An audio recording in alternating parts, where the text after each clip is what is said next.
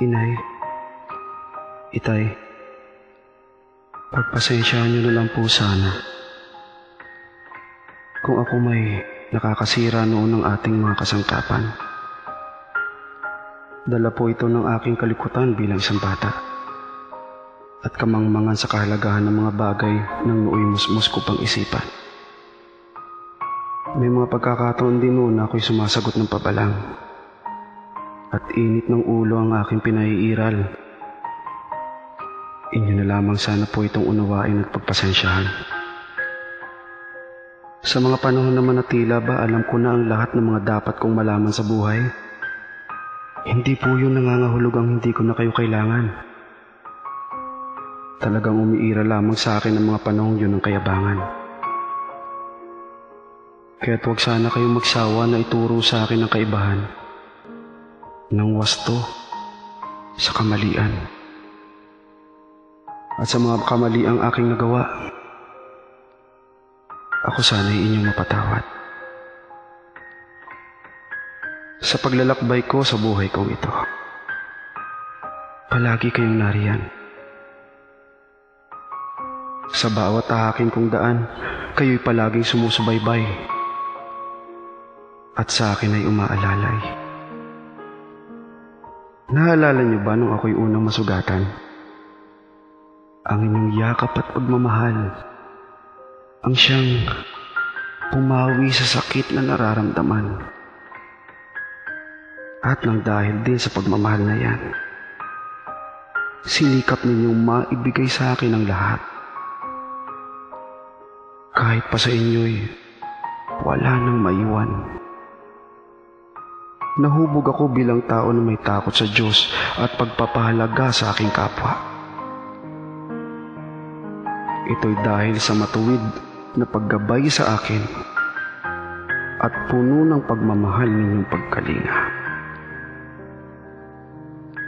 Hindi niyo lamang ako binigyan ng buhay, kundi pinadama niyo rin sa akin ang pagmamahal na walang kapantay. Alam niyo ba, Nay? Ang inyong masuyong paghaplos sa aking buhok noon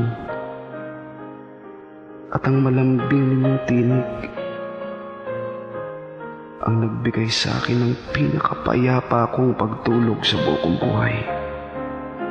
At Tay, sa inyo ko naman naranasan ang pinakamasarap kong pagtawa kapag kayo'y nakikipaglaro sa akin noon at nakikipagkulitan. Kung totoo sa'yo, maaari ko nang sabihin na ang pagngiti at pagtaway sa inyo kong unang natutunan. Hindi niyo ko iniwan sa mundong ito na puno ng kalituhan. Kayo ang nagsilbing liwanag sa bawat madilim na daan. At dahil sa inyo, natuto akong mabuhay at magmahal ng tunay. Kaya't sa panahong ito ng inyong pagtanda, hayaan niyo ako naman ang sa inyo'y kumalinga. Hayaan po ninyong ako naman ang sa inyo'y umaruga. Tulad ng pagkalinga at pag-aruga sa akin nung ako'y isa pang munting bata. Kung mamarapati, gagawin kong subuan kayo ng inyong pagkain at hahaplusin ang inyong buhok upang makatulog kayo ng mahimbing, sapagkat ang aking tanging nais ay ang sa inyo'y maipadama rin ang pagmamahal na buong buhay niyong ipinadama sa akin. Lahat ay handa kong ialay sa inyo upang lubos kong pagmamahal sa inyo'y maipadama ko rin. Minahal niyo ako ng higit pa sa anumang bagay dito sa mundo. Kaya't sa mga panahong ito'y hayaan niyo kayo naman ang pagsilbihan ko.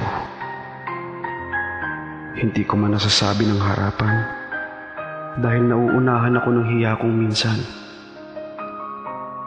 Pero gusto kong inyong malaman na sa buhay kong ito'y walang araw na nagdaan na kayo ay hindi ko minahal. Sa Poong May Kapal, ako'y lubos na nagpapasalamat. Dahil kayo ang aking naging mga magulang. Nay, Tay, mahal na mahal ko po kayo.